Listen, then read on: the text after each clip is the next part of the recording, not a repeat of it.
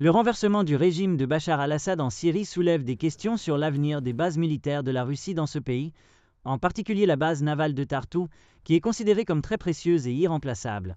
Le porte-parole du Kremlin, Dmitri Peskov, a déclaré qu'il est trop tôt pour en parler. Les médias russes affirment que le groupe islamiste Hayat Tahrir al-Sham, HTS, qui est arrivé au pouvoir, a garanti la sécurité des bases militaires russes.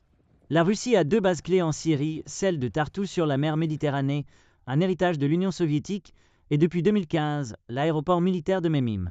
Gustav Gressel, ancien expert au European Council on Foreign Relations, pense qu'en coulisses, la Russie négociera pour garder les bases en Syrie. Si ces bases devaient être abandonnées, l'évacuation devrait en fait commencer, argumente-t-il pour des haies.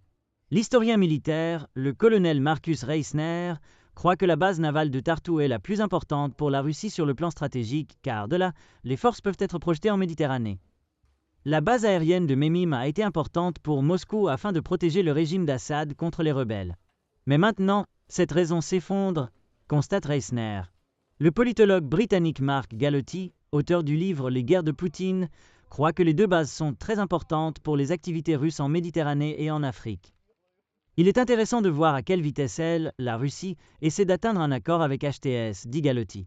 Récemment, le ministre russe des Affaires étrangères, Sergei Lavrov, a qualifié ce groupe de terroristes, et la semaine dernière, Moscou a commencé à les appeler rebelles. Enfin, le ton de Moscou envers les islamistes en Syrie semble devenir de plus en plus accommodant, alors que la Russie espère un accord avec HTS, tandis que les experts estiment que les rebelles, bien qu'appuyés par la Turquie, ne veulent pas être des substituts turcs, mais ont besoin d'alliés et de relations, et c'est là que Moscou entre en jeu.